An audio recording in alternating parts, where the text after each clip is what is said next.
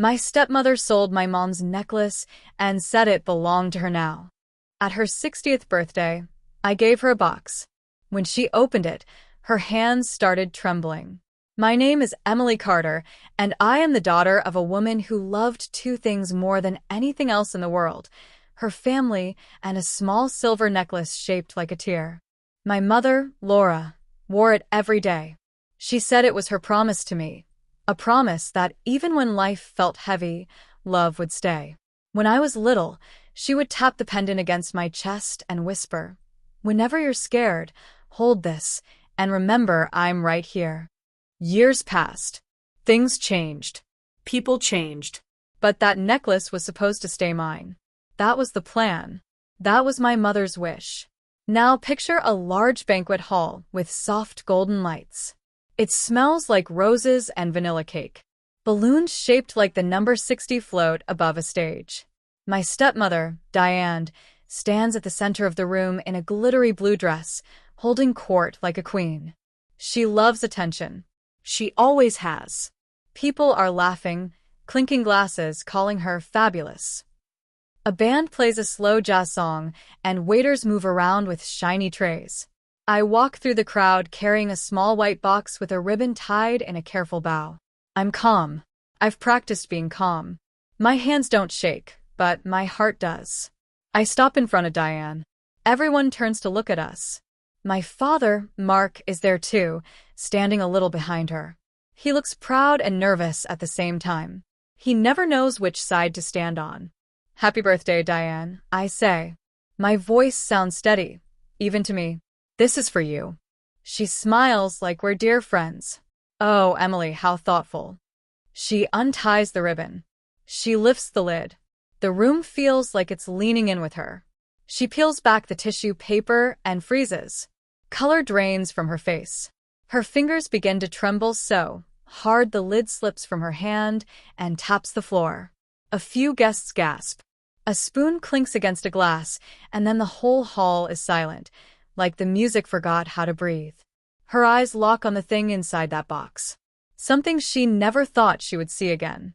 Something she told me I would never see again. She looks up at me, and in that look is shock, anger, and a fear she can't hide. And right before she can speak, right before she can lie or pretend or laugh it off, I say, in the softest voice I can manage, "Do you remember what you told me the day you sold it, Diane? You said it belonged to you now. Do you still think that?" A waiter drops a fork. The sound is sharp as a bell.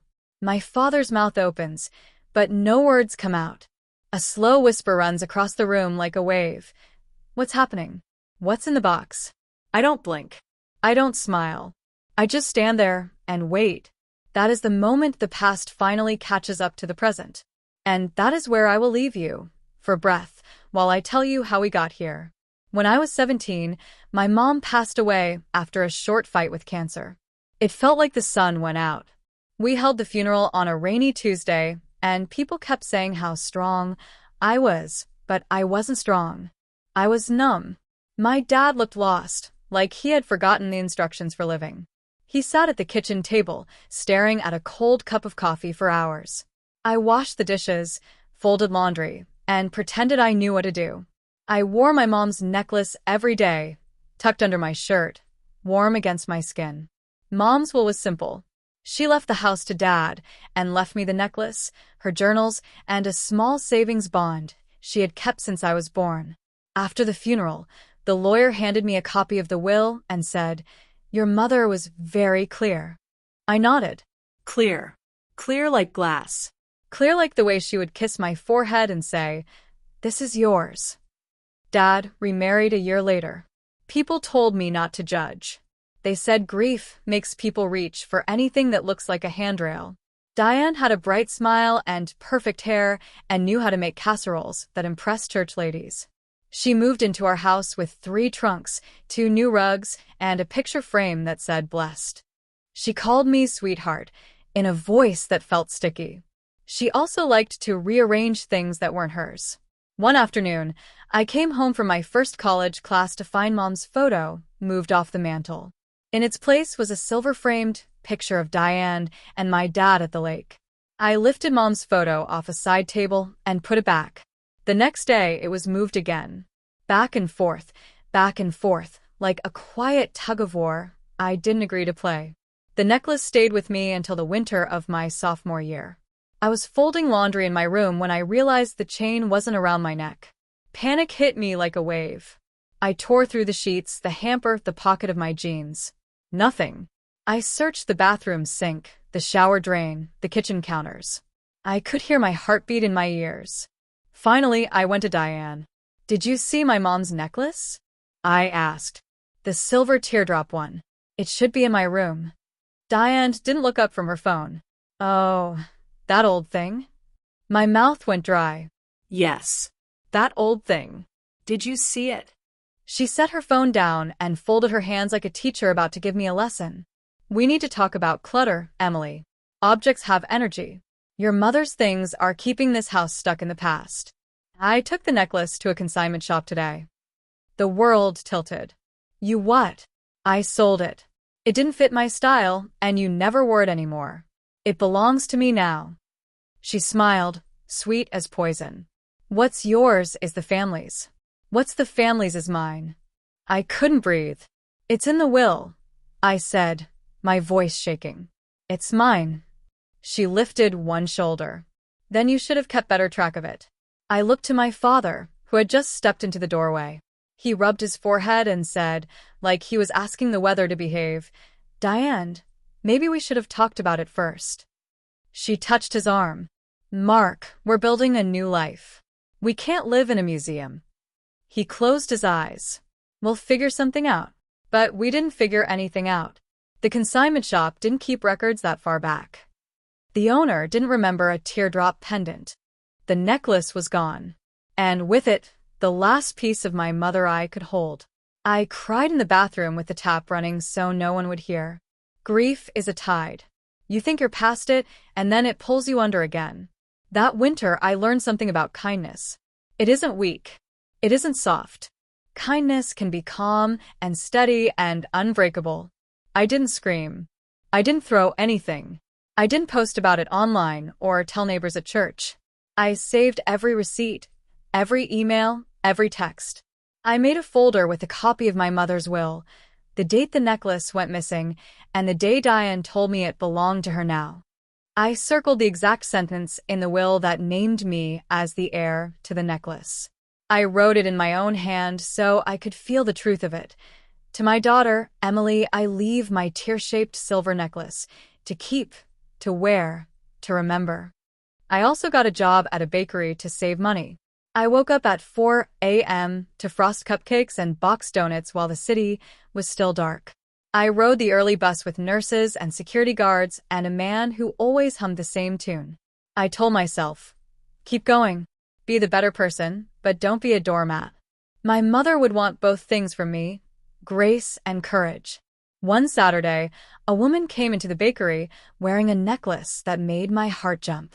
Silver. Teardrop. Soft shine. I asked her where she got it, trying to sound casual. She said a place called Greenbridge Estate Finds, a little shop on the edge of town that sold old jewelry, postcards, and glass bottles. I went there on my lunch break, hands sweating, legs shaky. The bell on the door chimed when I walked in. The store smelled like dust and lemon polish.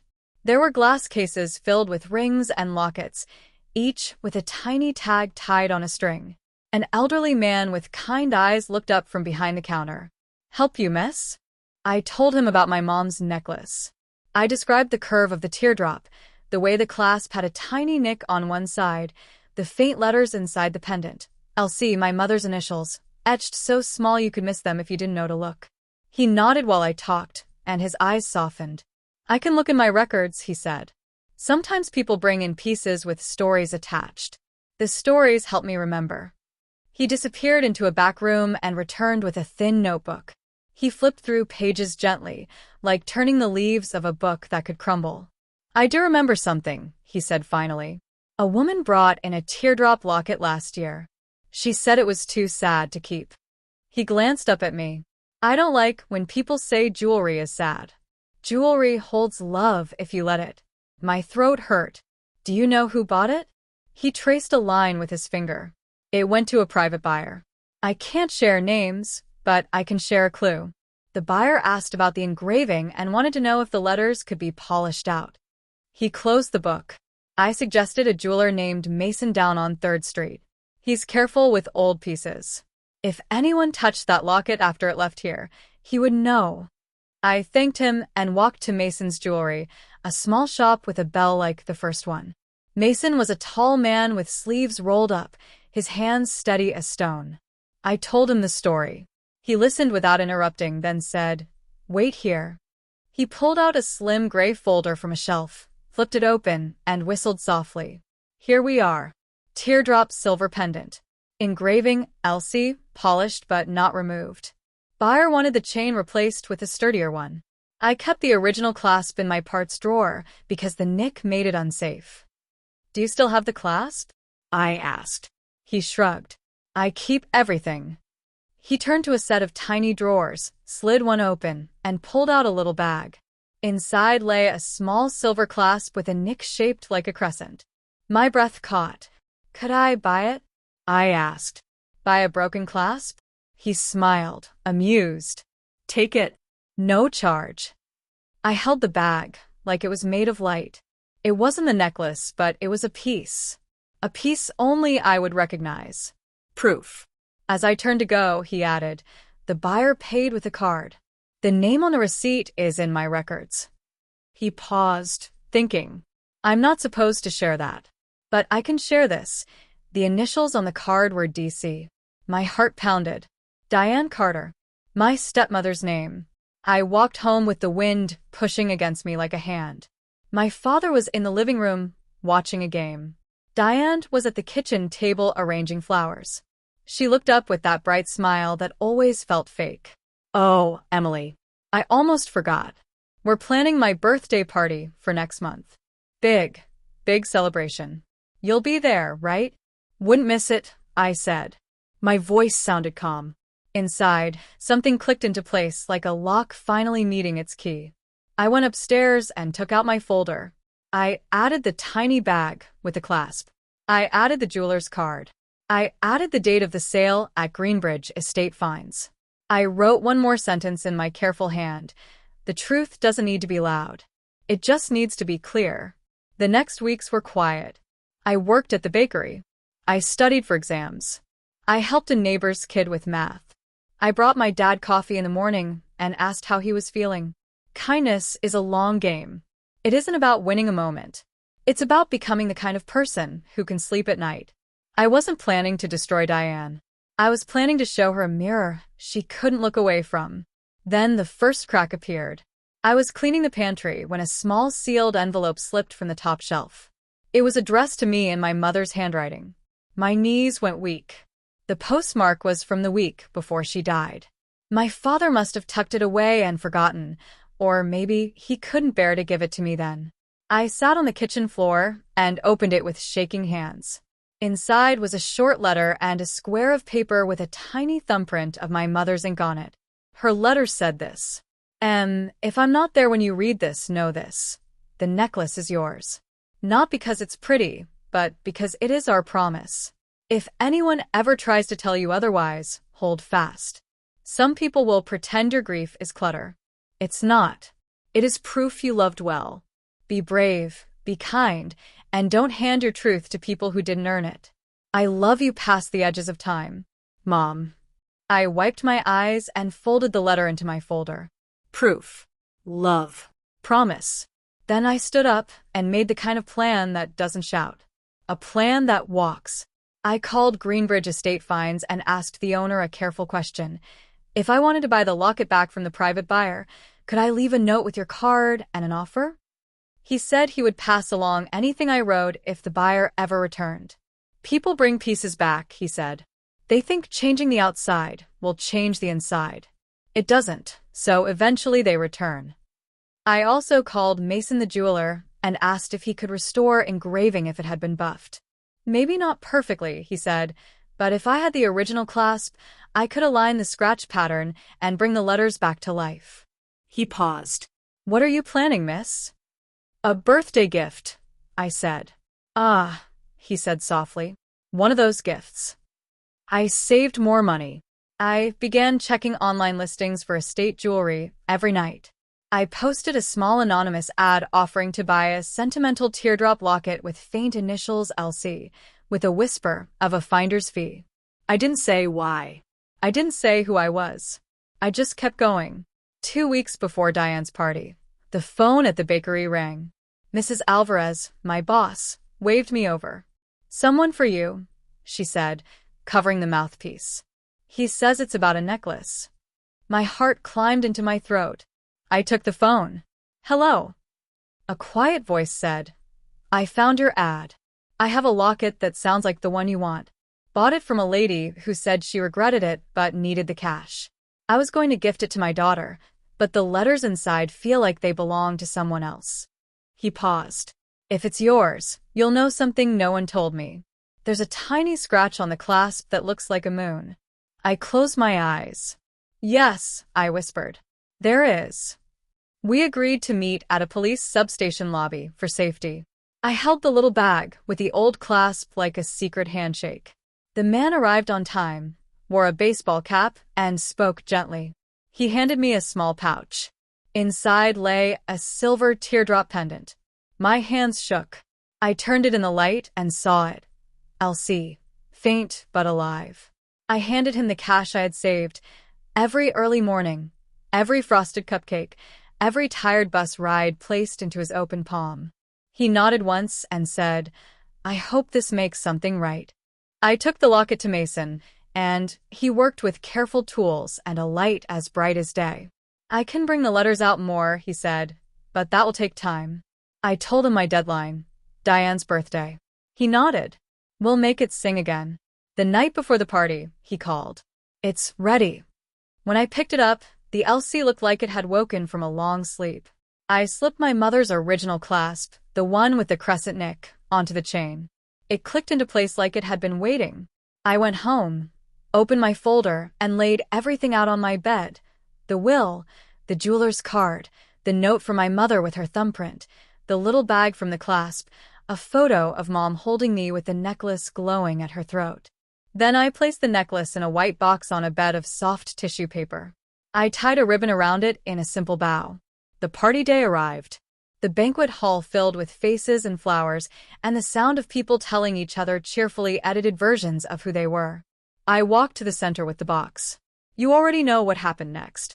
You know about the ribbon and the trembling hands, and the way a room can hold its breath. But you don't know what happened after. Because just as Diane lifted the tissue with shaking fingers, the door at the back of the hall swung open hard enough to rattle the balloons. A man in a dark suit stepped in, carrying a small black case and a stack of folders. He spoke to the event manager, who pointed toward our table. The man walked straight through the crowd until he stood beside my father. He flashed a badge. Mark Carter? The man asked. I'm here about the estate items sold last year. We need to speak to both of you. Now. The band stopped playing. Someone gasped. Diane's face went white as the tablecloth. And right there, at the peak of the music gone quiet, the box open, my stepmother frozen, that new extreme event broke over us like a wave. The entire hall froze. The man with the badge, Detective Harris, stood like a wall of calm in the center of the room. Diane's fingers still hovered over the open box, trembling. The silver teardrop necklace glistened under the chandelier, reflecting the light straight into her face. Everyone was whispering. Someone murmured, "What's going on?" Another said, "Is this part of the surprise?" But it wasn't. This wasn't a show. It was the truth finally walking in with a badge and a clipboard. My father stepped forward, trying to sound steady. "Detective, what's this about?" The detective opened his folder and scanned a page. "Mr. Carter, Mrs. Carter, we're here because a set of estate items reported as missing from the late Laura Carter's will were recently identified. There's a claim of property misappropriation and fraudulent sale." Diane blinked rapidly, forcing a laugh that sounded thin. "This must be some kind of mistake." He didn't smile. "That's what we're here to find out." Every eye in the hall was on us now. Guests leaned forward in their seats, wine glasses frozen halfway to their lips. My father looked like he was sinking inside his suit. I stayed still. Quiet. Because quiet is power when everyone else starts to panic. The detective gestured toward the box. Is that the necklace? I nodded slowly. Yes, sir. My mother's necklace. He tilted his head. And you're saying it was sold without your consent? Before I could answer, Diane snapped, Oh, for heaven's sake. It's a necklace. I didn't steal anything. Emily's been holding on to her grief like a hobby. I sold that piece because it was, what did I say? Stagnant energy. Her tone turned sharp. You can't own emotions, Emily. You have to move on. The detective raised an eyebrow. Ma'am, this isn't about emotions. It's about property explicitly mentioned in a legal will. My father's voice cracked. Diane, is it true? You really sold Laura's necklace. Her painted smile flickered. I was going to buy her something better, something new. You know how old things carry memories. Yes, I said quietly. That's the point. The detective looked between us. Mrs. Carter, you'll need to come with me to give a statement. It's a formality for now. She tried to protest, but he was already turning toward the exit. People moved aside. She followed, her heels clicking against the marble floor. The sound echoed like a metronome of shame. When the doors closed behind them, the room exhaled in a single gasp. My father just stood there, staring at the space where Diane had been. The band started packing up, pretending not to look. I walked up to him and set the necklace on the table between us. She said it belonged to her now, I said softly. But some things aren't up for sale. He rubbed his forehead. Emily, why didn't you tell me earlier? I looked at him, really looked at him. The man who once tucked me into bed and told me stories now looked smaller, almost afraid. Because you wouldn't have believed me, I said. You never do when it comes to her. He didn't deny it. He just stared at the necklace. Your mother would have hated all this. Maybe, I said. But she also believed in justice. I picked up my purse and turned toward the door. I'll be at the station tomorrow if they need me. The walk to my car felt longer than it should have. My hands were steady, but my heart wasn't. I wasn't sure if what I felt was triumph or heartbreak. Maybe both. Revenge isn't always satisfying, it's just quiet. It's peace where chaos used to live. But peace doesn't last long when people like Diane are involved. Because 2 days later, I woke up to the sound of my phone vibrating nonstop. Messages. Missed calls. Headlines. Stepmother accused of selling deceased woman's jewelry. Family feud erupts at 60th birthday party. Local detective investigates missing heirloom case.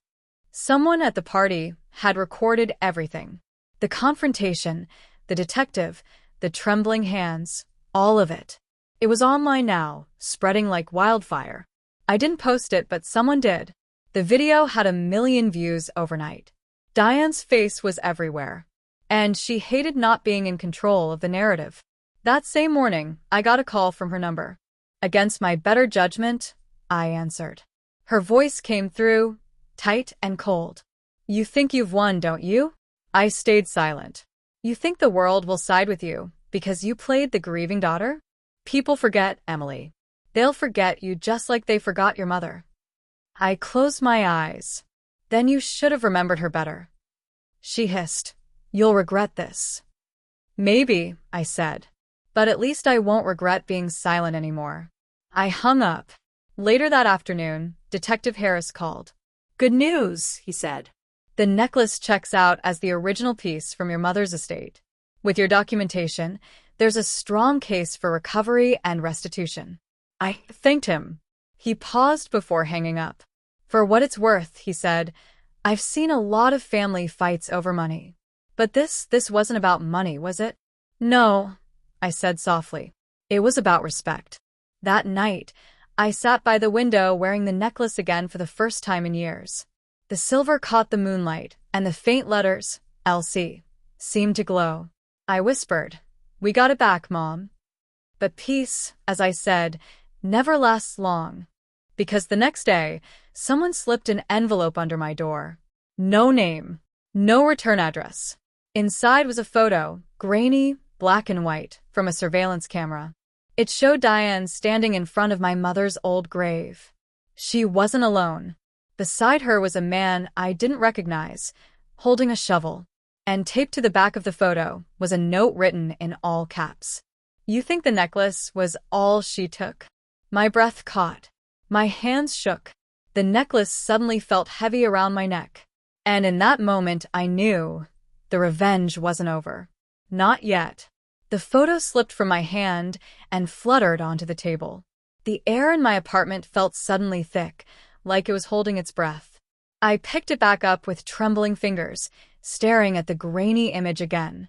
Diane at my mother's grave and a man holding a shovel. The ground beside them looked disturbed. Fresh. My first thought was denial. Maybe it wasn't recent. Maybe it wasn't even real. Maybe someone had edited it just to get under my skin. But the timestamp on the bottom corner was from 3 nights ago. 3 nights after the party. I grabbed my phone and called Detective Harris. He answered on the second ring. "Emily Carter?" "Yes," I whispered. "Someone sent me something. A photo. It shows Diane at my mom's grave. With someone else. At night." He didn't respond right away. I could hear him flipping through papers or typing. Then his voice came back, lower now. "Do you still have the photo?" "Yes." It was slid under my door. No name, no note except... I hesitated. Except a message that said, "You think the necklace was all she took?" There was a pause. "Lock your doors tonight, Emily," he said finally. "I'm sending someone over to pick up the evidence." What do you think it means?" "I don't know yet," he said.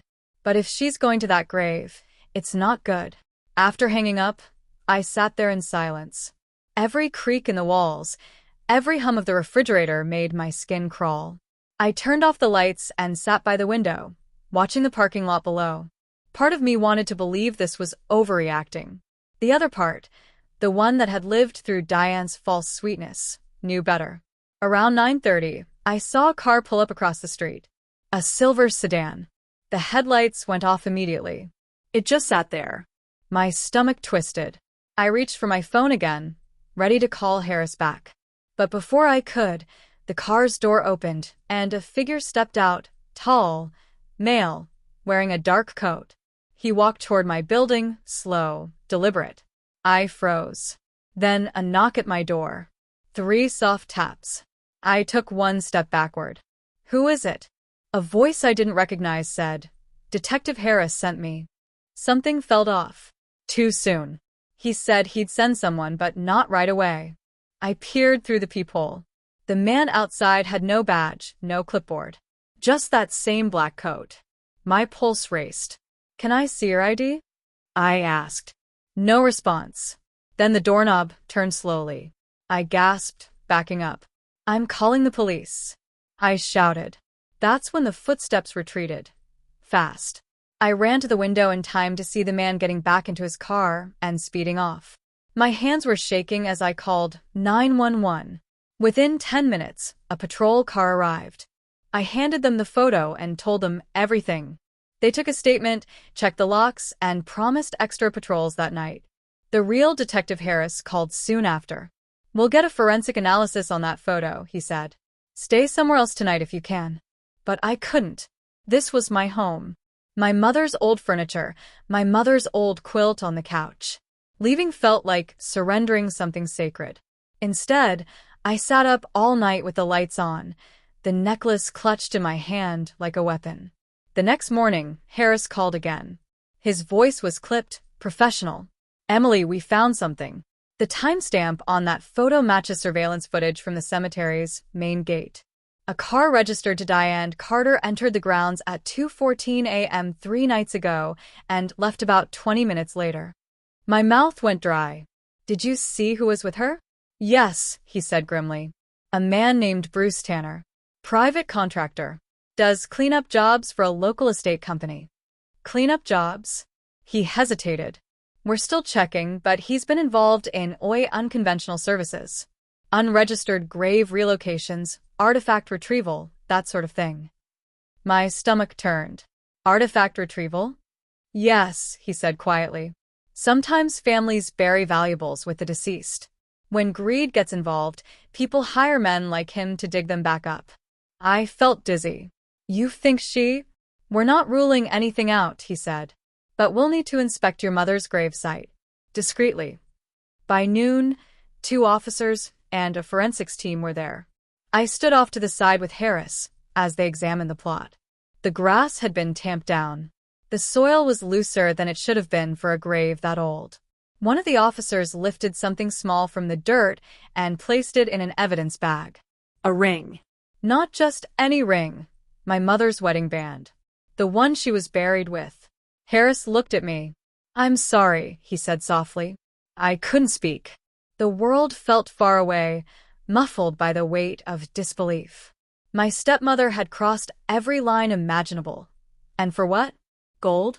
Sentiment? Power? The next day, they brought her in for questioning. She denied everything at first, of course. Claimed she'd visited to pray. Claimed the photo was doctored. But when they showed her the ring, her story cracked. Her lawyer spoke for her. My client was emotional. She wanted to keep a memento from her late husband's first wife as a symbol of closure. Harris leaned forward. You mean she wanted to steal from a grave? The lawyer didn't respond.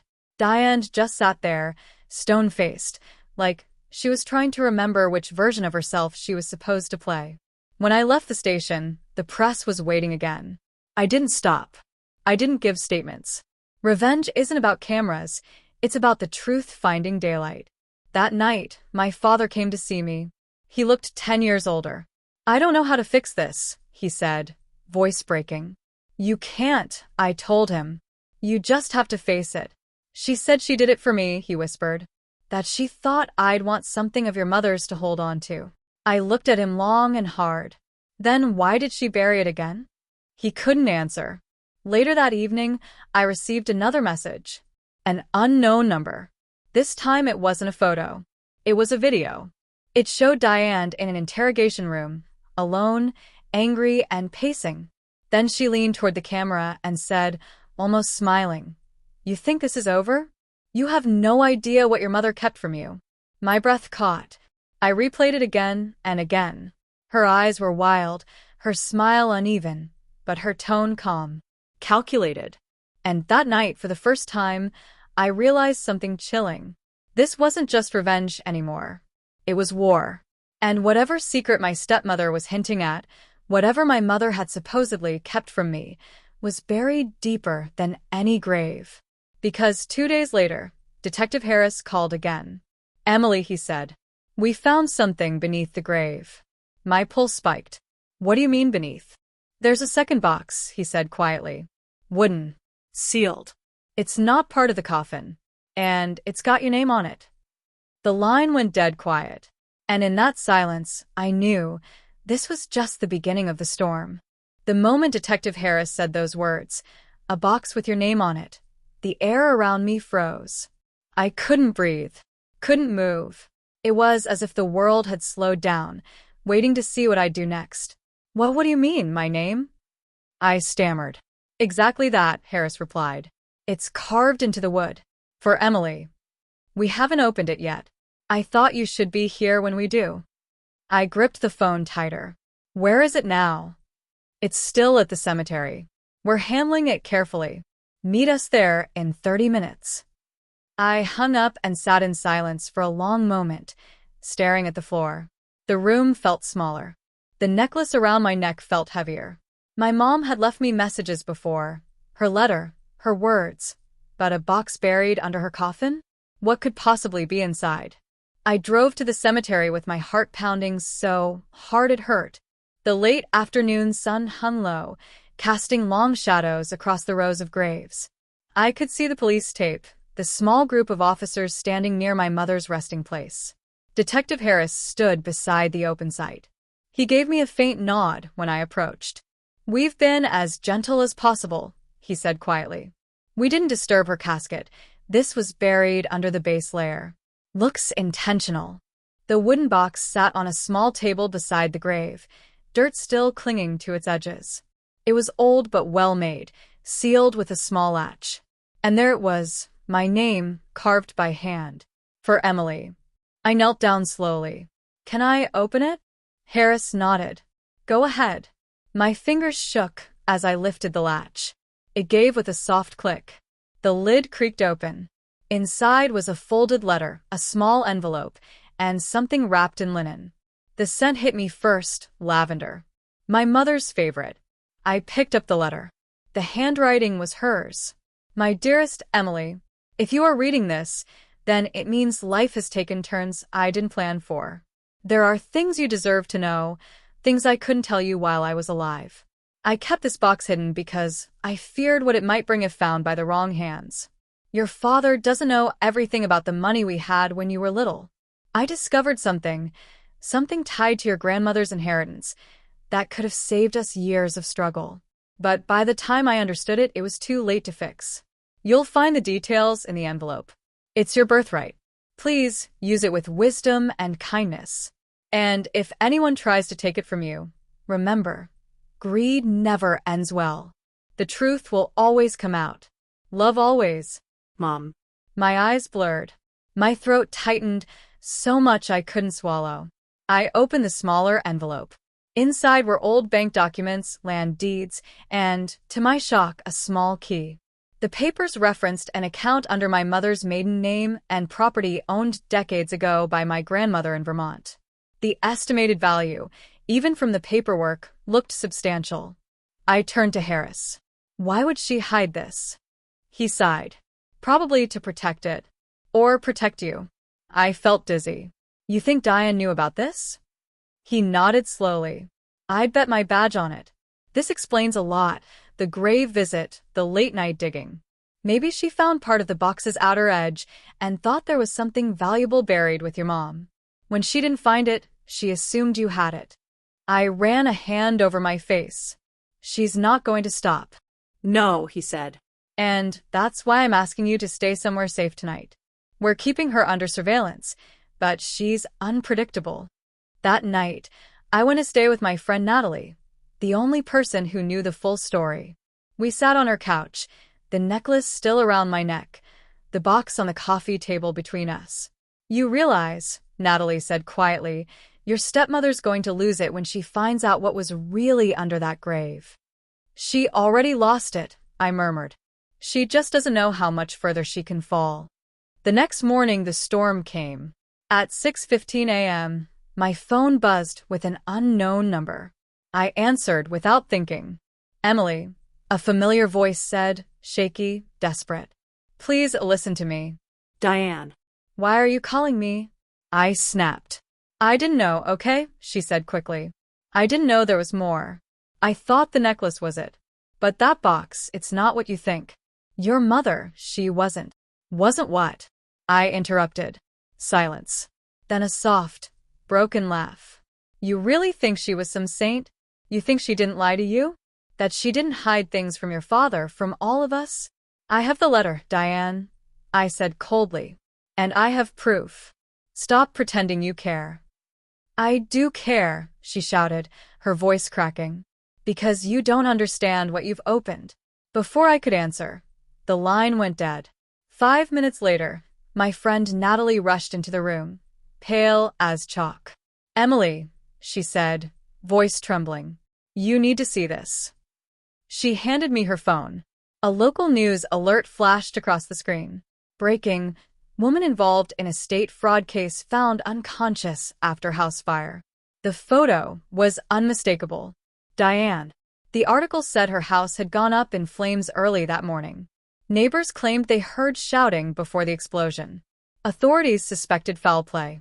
She was found alive, barely, and rushed to St. Vincent's Hospital under police protection.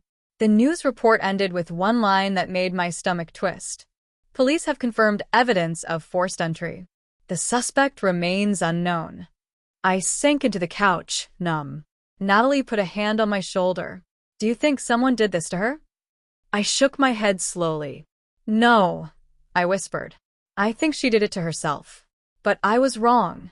Because 2 hours later, Detective Harris called again, his tone sharper this time. Emily, we've got a problem. Someone broke into the evidence locker last night. The box from the grave is missing. I froze. What? We don't know how they got in, but they knew exactly what to take. And there's one more thing. He paused, voice tightening. A security guard caught a glimpse of the suspect before they escaped. Said it wasn't Diane. Then who is it? I asked. There was silence on the other end of the line. Then Harris said quietly, "Your father." My knees went weak. The phone nearly slipped from my hand. "No," I whispered. "That can't be right." "He used his old badge ID to access the evidence room," Harris said. "We checked the cameras. It's him. We're sending a patrol to locate him now." I sank to the floor, my heart racing.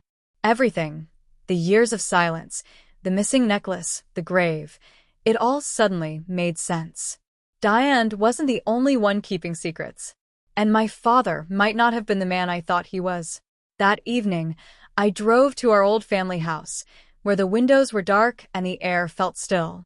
The front door was unlocked. Inside, I found him sitting at the kitchen table with the box in front of him. Open. He didn't look surprised to see me. "I knew you'd come," he said softly. "Dad," I whispered. "What did you do?" He looked up, eyes hollow. "Your mother wasn't just hiding money, Emily. She was hiding who it came from." The room went silent except for the faint ticking of the clock. "What do you mean?" I asked slowly. He stared at me for a long time. "Your mother wasn't the victim you think she was. She made a deal. One that ruined everything." And before I could ask another question, he pushed the box toward me. Inside it, beneath the papers I thought I knew so well, was a small flash drive. "Play it," he said. "Then you'll understand why I tried to keep it buried." My hand hovered over the drive. I didn't know whether to be terrified or curious. Maybe both. But I knew one thing for sure. Whatever was on that drive was about to change everything I thought I knew about my mother, my father, and the necklace that started it all. I held the flash drive in my hand, staring at it like it might burn me. My father sat silently across the table, the same man who had raised me, taught me how to ride a bike, and once tucked me in after nightmares. But right now, he didn't look like my father. He looked like a man who'd been living with a secret for far too long. "Play it," he said again, his voice low, rough. I swallowed hard, plugged the drive into my laptop, and opened the single file inside, LC_final, MP4. My mother's initials. The screen flickered to life. There she was. My mom. Sitting in the old living room of our house, wearing her soft blue sweater, the one that always smelled like lavender. Her eyes were tired, but she smiled faintly at the camera. "If you're watching this, then something's gone wrong. And I'm sorry." My throat tightened instantly. "I never told your father everything because I was trying to protect you both. Years ago, before you were born, I invested your grandmother's inheritance in a private project, a company that promised to revolutionize health research. It sounded noble, but it wasn't. It was corrupt, and when I tried to pull out, they threatened to expose me. I lost almost everything trying to cover it up. Your father doesn't know the full truth, but he suspects." She paused, her eyes glistening. "And the necklace, it wasn't just jewelry. Inside the pendant, there's a microchip, a prototype from that same company. I hid it there because I couldn't destroy it. It holds information that could ruin powerful people, including one of your father's business partners at the time." I froze. My mind spun. The necklace, the same one Diane had sold, the same one that caused everything, had been hiding evidence all along. "If you found this, it means the past has resurfaced. Be careful who you trust, Em. The people involved, they don't forgive easily." I buried the backup data with me, under the box you just found, because I knew someone would come looking for it. That's why I wrote to the police in my will, to protect you if this ever reached you. Her hand trembled slightly as she brushed away tears. "I love you more than you'll ever know. Don't hate your father. He was just trying to fix what I broke." The screen went black. I sat there in silence, my heart pounding so loud it drowned out everything else. I looked up at my dad. "You knew?" He nodded slowly, eyes heavy. "Not everything. Just enough to destroy me if I spoke. Laura wasn't a bad person, Emily. She was desperate. That company, they used her. When she found out what they were really doing, she tried to stop them. And when she couldn't, she hid everything. I clenched my fists. Then why didn't you tell me? Why let Diane? Because I thought it was over, he snapped, his voice breaking. I thought if I kept quiet, if I let Diane handle things, no one would ever find that box. But when she sold the necklace, I realized she'd stirred up the hornet's nest again. I tried to warn her. She didn't listen. My voice came out as a whisper. You mean the fire wasn't an accident, was it? He shook his head slowly. No. Someone wanted that drive. We both went still. The weight of it hit me like ice in my veins. Whoever these people were, whoever my mother had crossed, they were still out there. Before I could speak again, the sound of a car engine cut through the silence outside. Headlights flashed across the curtains. My father's eyes widened. Stay quiet, he mouthed. We both moved toward the window. A black SUV had pulled into the driveway. The doors opened. Two men stepped out, tall, dressed in dark suits, moving with practiced precision. Not police. Not neighbors. I whispered, Dad, who are they? He didn't answer. He grabbed the flash drive from my laptop and shoved it into his pocket. You have to go. I'm not leaving you. Emily, he said, grabbing my shoulders, his grip firm but trembling. Listen to me, if they get this drive, they'll erase everything your mother died protecting. You have to run. Take the necklace. Go to Detective Harris. Tell him everything. A loud bang echoed from the front door, the sound of someone trying to force it open. My heart jumped. Dad. Go, he shouted, pushing me toward the back door. I stumbled out into the cold night, clutching the necklace, tears blurring my vision. The sound of footsteps and shouts followed from inside the house. Then another sound. A gunshot. I froze in the darkness. My hands covered my mouth to stop the scream from escaping. Another shot. Then silence. I wanted to run back inside, but every part of me screamed not to. My legs moved on their own, carrying me through the woods behind the house until I collapsed near the old shed where my father used to store gardening tools. I sat there for what felt like hours, shaking, waiting for sirens that didn't come. When they finally did, I crept out, my clothes damp from dew, my face streaked with tears. Police cars surrounded the house. Red and blue lights flickered through the trees like ghosts. Detective Harris spotted me and ran over. Emily. Oh, thank God. I could barely speak. My dad, He looked at me with eyes that told me everything. Inside, they found two men dead, intruders. My father was alive, but barely, unconscious, with a gunshot wound to the shoulder. The flash drive was missing. Days blurred together after that. The media called it a home invasion tied to a decades-old corruption case. My father stayed in protective custody. Diane remained in the hospital, unresponsive from smoke inhalation. The world around me spun with noise, but inside, I felt empty. Until one morning, while packing some of my mother's things, I noticed something about the necklace I'd worn since the party. The clasp, the old, nicked one, had a hidden seam I'd never noticed before. I used a small pin to pry it open, and inside, something tiny gleamed. A microchip. The one my mother mentioned in the video. I stared at it for a long time, realizing she had outsmarted everyone, even after death. That night, I met with Detective Harris one last time. I handed him the necklace. This is what they were after, I said softly. Make sure it sees daylight. He nodded, his expression a mix of pride and sorrow. Your mother would be proud, Emily. I smiled faintly. She already is. I can feel it. As I left the station, the evening sky glowed orange and pink, and the weight I'd been carrying finally began to lift. The story of revenge had become something else, justice, love, and truth woven together. Before driving away, I whispered into the quiet, Rest now, Mom. It's over. But just as I turned the key in the ignition, my phone buzzed. One new message. No name. No number. Only 5 words. It's not over, little girl. And attached below, a photo of my mother's grave, freshly disturbed. Again.